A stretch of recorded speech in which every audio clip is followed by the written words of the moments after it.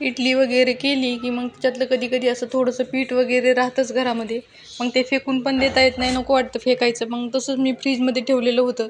2-3 दिवस झाले होते. रोज विचार करत होते काहीतरी बनवावं, काहीतरी बनवावं.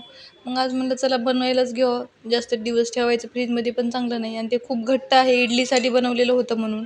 म्हणून मग काय नाही, थोडंसं घेतलं काढून. त्याच्यात थोडंसं पाणी वगैरे ॲड केलं. अर्धा ग्लास नाही तर किंवा छोटी एक वाटी म्हणलं तरी चालतं.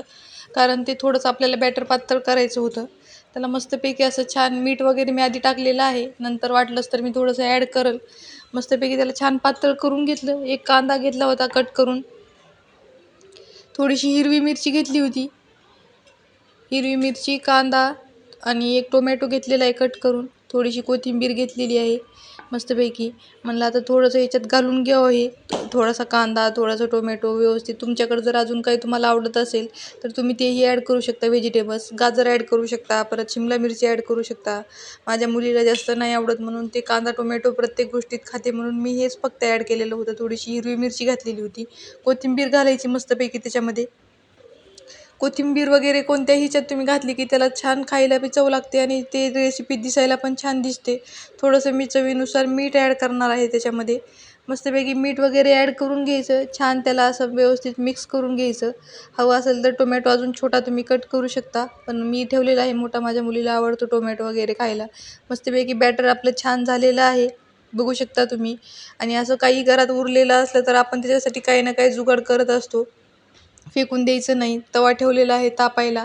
मस्तपैकी तवा गरम होऊ द्यायचा आणि त्याच्यावर पाण्याचा छान एक शिंतोडा मारायचा. तेल वगैरे नाही लावायचे. पाण्याचा छान शिंतोडा टाकायचा आणि मस्तपैकी 1-1.5 चमचा असं जास्त बॅटर घेऊन मस्तपैकी त्याला जाड असं पसरवायचं. पातळ नाही करायचे आपल्याला.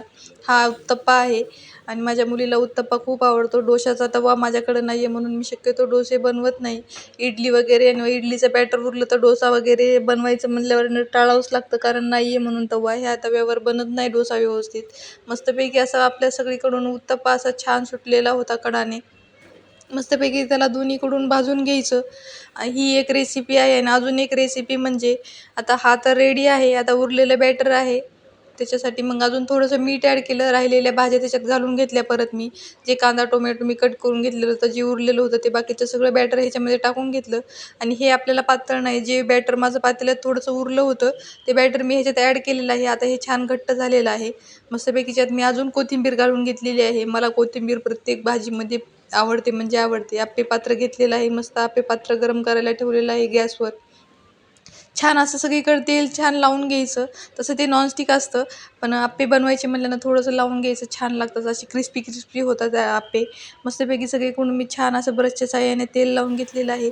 1-1, 2-2 चमचे बसतं तेवढं आपल्या आप्पे पात्रात घालून घ्यायचं आणि मस्तपैकी त्याला छान वाफ काढून घ्यायची. तुम्हीही अशी काही जुगाड करत असताल तर मला नक्की कळवा. मी रव्याचे पण आप्पे मागं बनवले होते, पण त्याच्यापेक्षा हे खूप छान लागत होते. कारण हे इडलीचं बॅटर आहे आणि हे छान 2-3 दिवस छान मस्त भिजलेलं आहे. आणि मस्तपैकी मग त्याला छान टाकून घेतलं. एक वाफ काढून घ्यायची. एक वाफ काढून झाली की त्याला परत उलटं करायचं. दोन्ही साईडनं छान मस्तपैकी तेल टाकून छान भाजून घ्यायचं त्याला आप्पे पात्रात.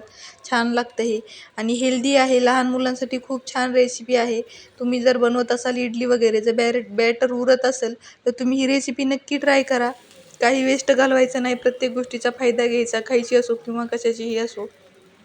उरलेले ह्याच्यामध्ये डोसे पण झाले होते. सॉरी, उत्तप्पा पण झाला होता आणि आप्पे पण बनवून आपले रेडी होते. मस्तपैकी अशीच एकाच उरलेल्या म्हणजे साहित्यापासून आपण 2-2 रेसिपी आज ट्राय केलेल्या होत्या. इडली तर त्या बॅटरमध्ये आमची खाऊन झालेली होती. आप्पे पण झालेले होते. एक उत्तप्पा पण बनवलेला होता मी. मस्त अशी छान रेसिपी आहे. कशी वाटली नक्की कळवा.